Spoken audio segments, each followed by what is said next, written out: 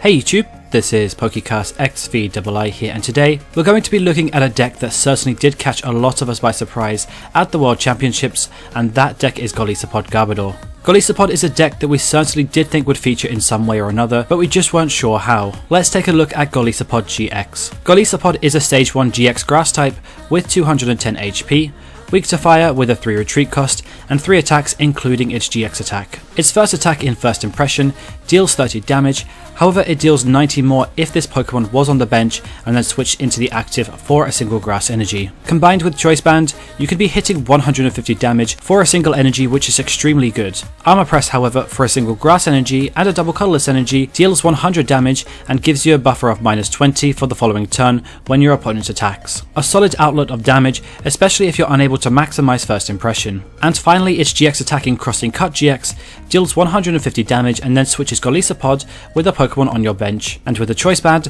does allow you to hit the magic 180 damage. Naturally, you do want to be utilizing First Impression, since a solid 120 damage for a single grass energy is just too good to turn down, so running a series of switching cards only makes sense. Acerola is great in this deck since it not only switches out your Golisopod GX, but also since you pick it up with everything attached to it when it's damaged, it allows you to reset your Golisopods, preventing your opponents from taking any prizes. Because First Impression only costs a single grass energy anyway, there are very few drawbacks from playing Acerola, since it's only a Stage 1 and very easy to get back into play again. The other obvious switching card of course is Guzma, which is great for taking cheap prizes and maneuvering your Golisopods about. With that, you do have a secondary attacker in this deck, in Garbodor, a card that a lot of us knew existed but didn't think to play it with Golisopod. Having Garbodor is great for its Trash Launch attack, which certainly does punish your opponent if they decide to go very aggressive on playing item cards, and of course you also have the Garbodor with Garbotoxin, which shuts off all abilities in play when you have a tool attached to it, giving you a very nice free retreater when you have a Floatstone attached to your Garbodor. Another great inclusion is the promo Tapu Koko, since a 20 damage snipe across your opponent's active and bench Pokemon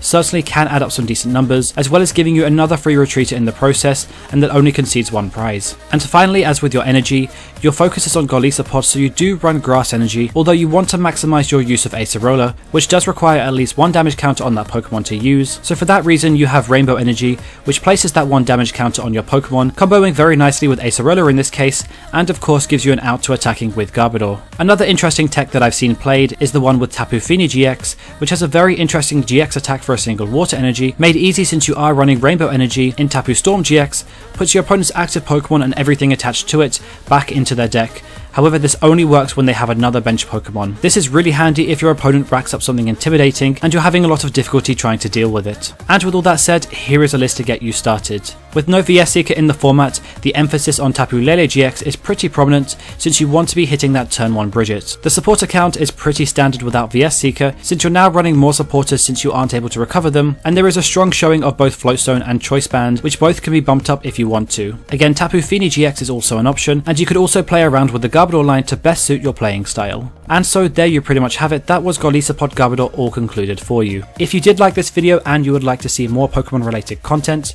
all you have to do is click the annotations at the end of this video. Alternatively, you can subscribe to the channel, and not forgetting that I'm also on Facebook. I will put all the links within the description box below.